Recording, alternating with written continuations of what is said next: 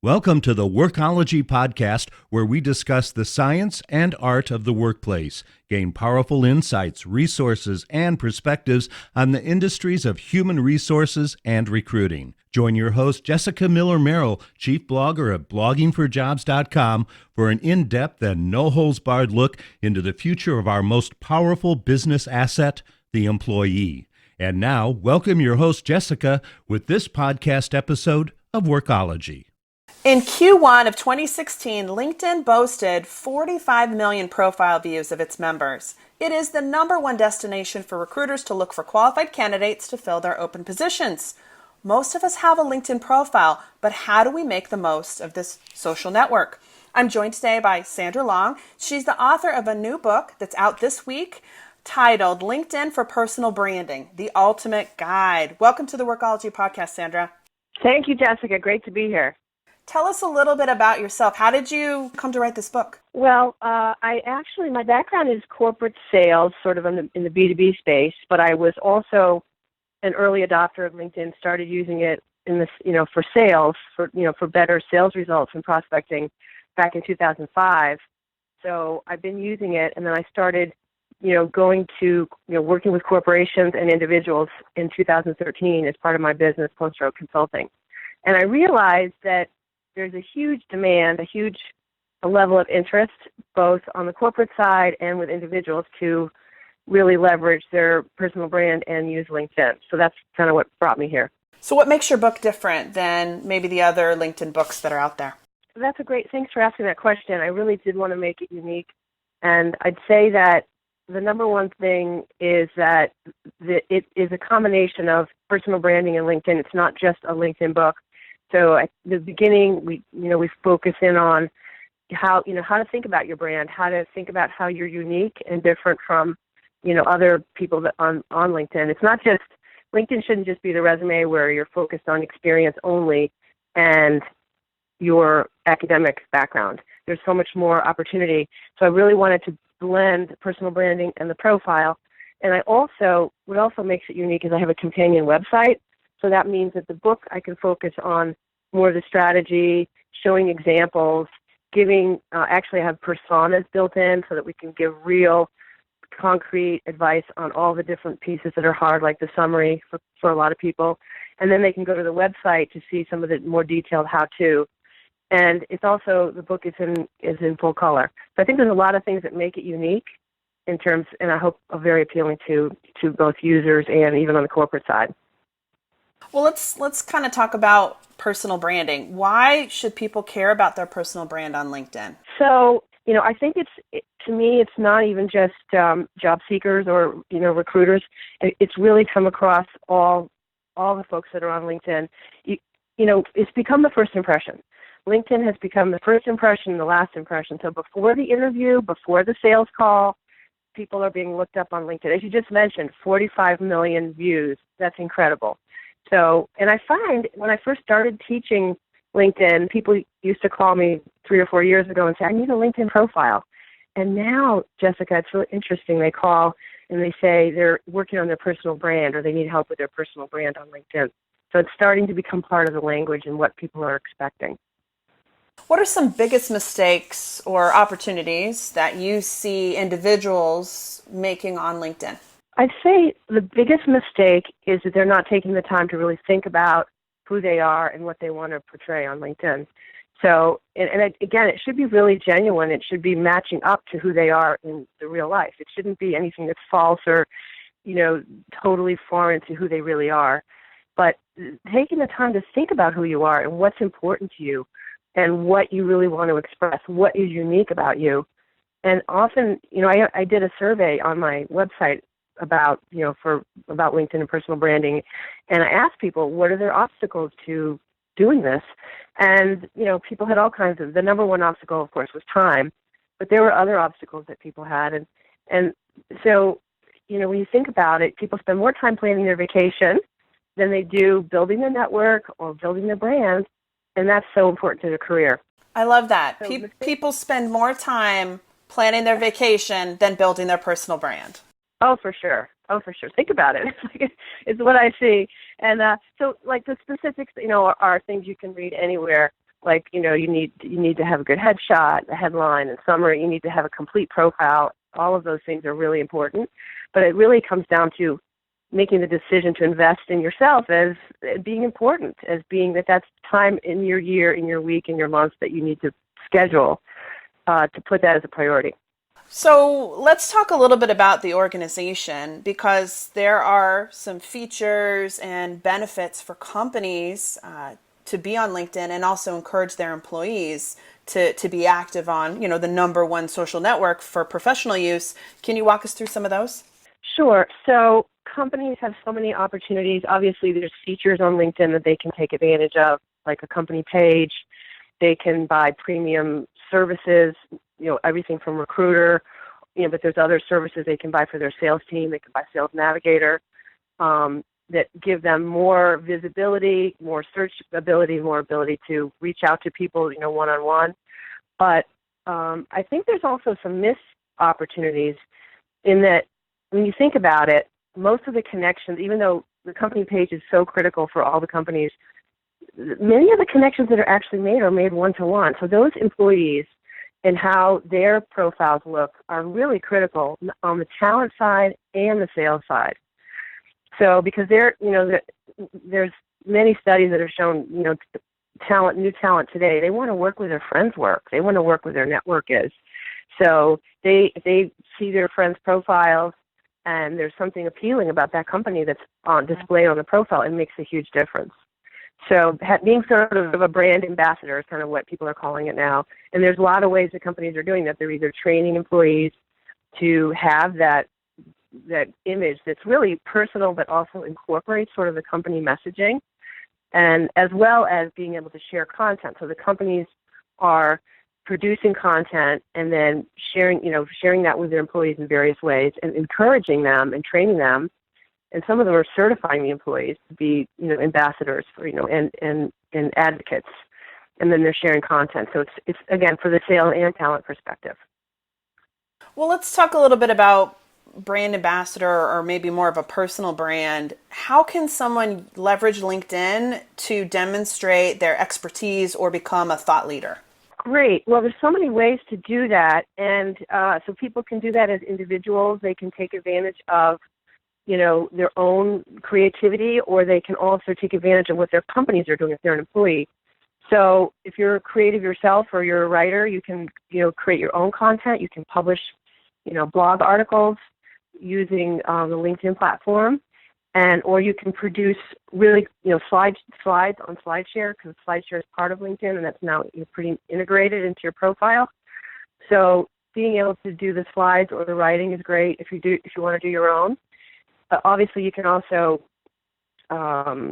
maybe you're creating content elsewhere. Maybe you have a YouTube that you're doing videos, or maybe you've got blog on your website, right? Or you're blogging, elsewhere. Maybe you can save any of those things, and you can share those on LinkedIn.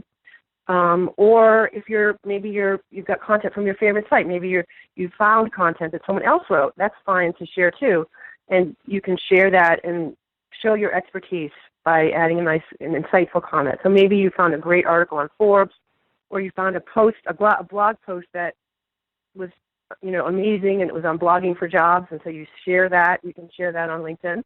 Or you can go to your home feed, or even through Pulse, which is all baked in within LinkedIn. So there's a lot of options within LinkedIn and outside of LinkedIn to take content, either creating it yourself or sharing others. And when you're sharing it, share your perspective, and people will start to see that you're connected to that type of content. So it's really, there's so many opportunities. You don't have to be a prolific writer or an amazing blogger to be a thought leader or to contribute to the conversation on LinkedIn. Absolutely, that's what's exciting, because a lot of people I meet say, "Oh, I can't write, but I read things that resonate with me," and sharing that and putting your little spin on it and sharing it, and it really does work well. And a lot of folks I know that are thought leaders are doing just that. They're sharing those articles. Well, let's take a bit of a reset here. This is Jessica Miller-Merrill, and I'm joined today with LinkedIn author and expert Sandra Long. You can pick up her book this week. It's called LinkedIn for Personal Branding, The Ultimate Guide. Aside from connecting with her on LinkedIn, which we'll include in the transcript of this podcast, you can also connect with Sandra on Twitter. She's at Sandra G. Long. All right, let's get back to LinkedIn, but maybe focus a little bit on human resources and recruiting or career topics. How should a recruiter or HR practitioner, or why should a recruiter or HR practitioner care about their personal brand on LinkedIn? Well, so we know that today's talent, where do they go when they're looking for opportunities? They go online or they go to their friends. And so that's how they're doing it. And they care about things like culture and vision and values of the company. They care about those types of things. So what a great opportunity for recruiter or HR generalist to have that kind of messaging on their profile. In fact, I read a statistic, Jessica, that you might find interesting, that 76% of candidates, they want to know about the recruiter before they apply. So these candidates are out there, they're online, and they're checking it all out. So the more you can, share that kind of messaging that they're interested in, the better. And I feel like 76%, that's maybe a surprising number for some, but in this market where unemployment is low and really great talent is highly sought after, there's candidates in multiple offer scenarios, HR and recruiters who are kind of at the front lines of engaging candidates or talent, they should really be thinking about their LinkedIn profile, like you said earlier, as an extension of the company's brand.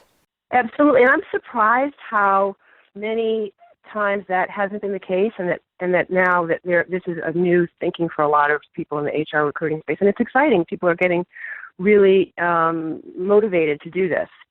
And you think about the recruit, if 76% are looking at the recruiters, I want to know the statistic about the hiring managers, and I want to also know the statistic about the executives, because we're also seeing with the brand ambassadors, some of the HR departments are kind of pulling in the hiring managers to say, okay, you're a part of this with us. We're not alone in the recruiting and being the online brand ambassadors. We need the hiring managers to come in and work on their brand and their network to help us with make more of a team effort. That's what I'm also seeing.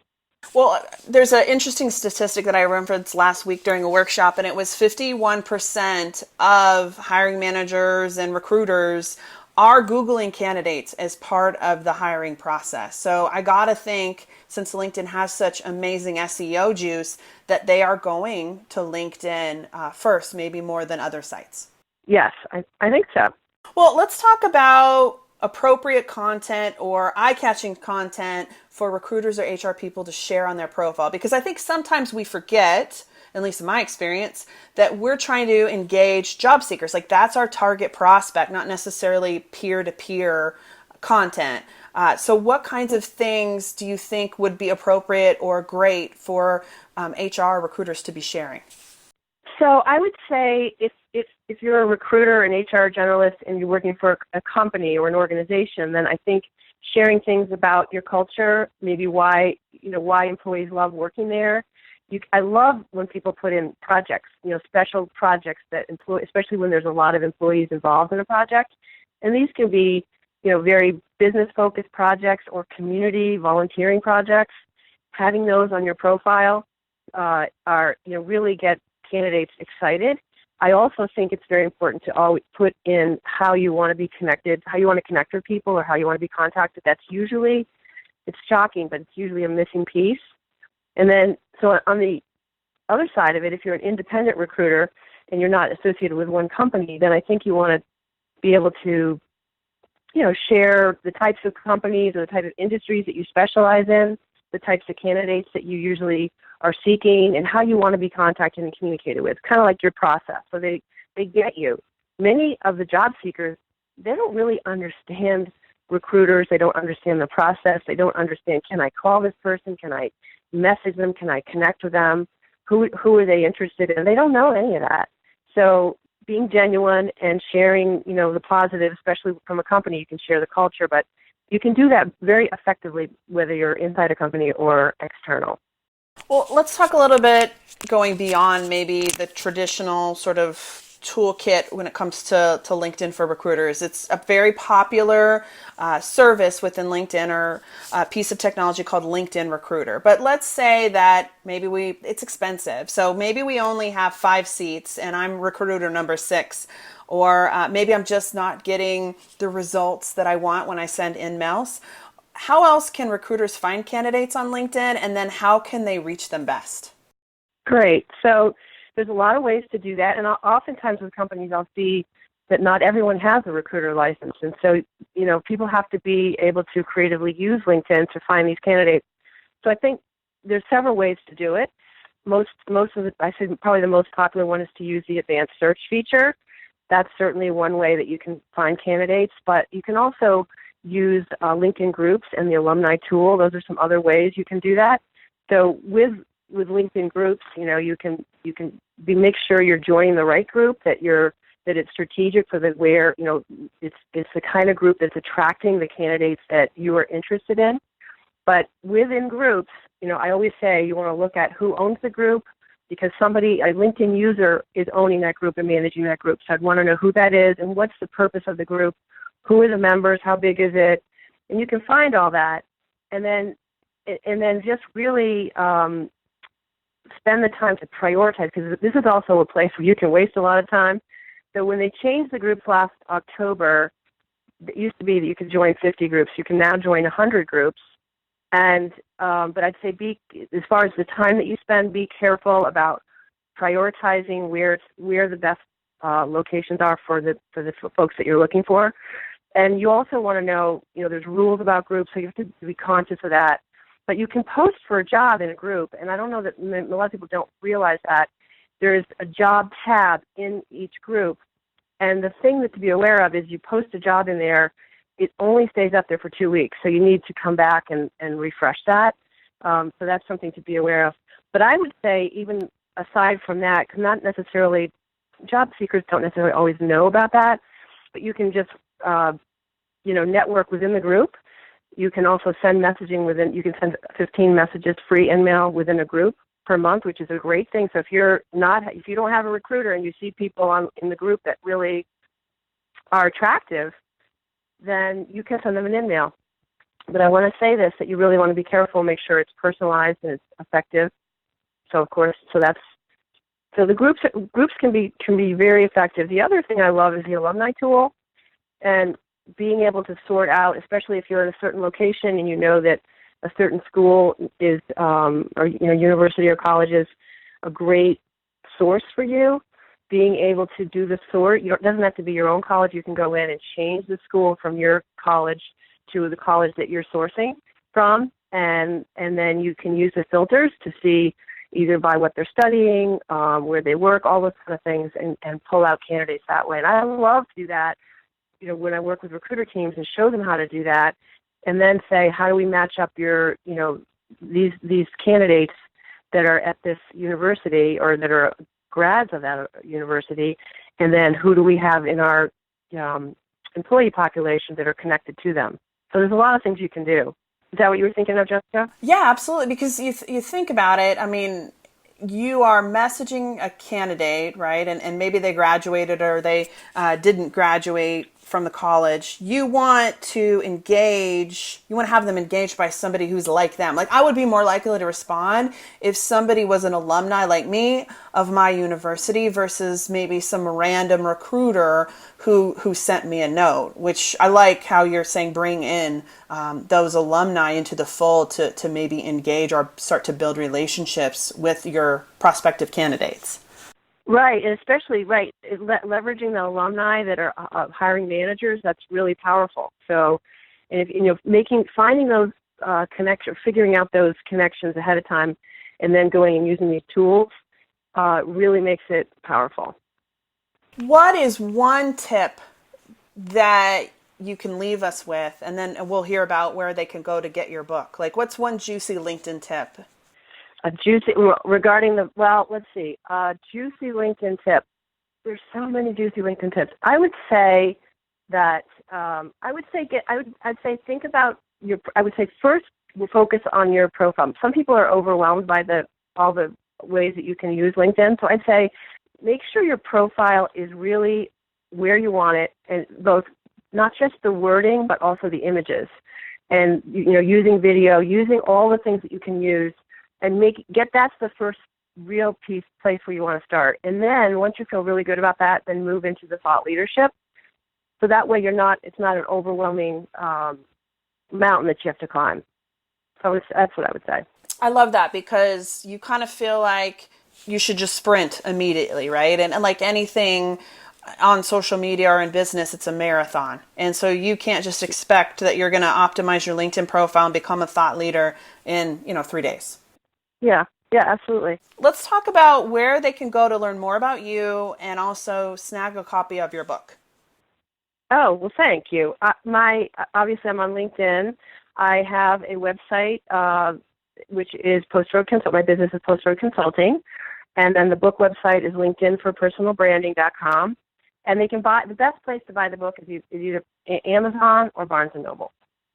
And we'll post links to both those things on the transcript of this podcast. You can also just go directly to those sites and search LinkedIn for Personal Branding, the Ultimate Guide, and then be connected to the books available for purchase. Fantastic. Sandra, thank you so much for taking the time to talk to us today. And thank you to the listener for joining us. This is the Workology podcast, where we discuss the art and science of the workplace, HR, and recruitment.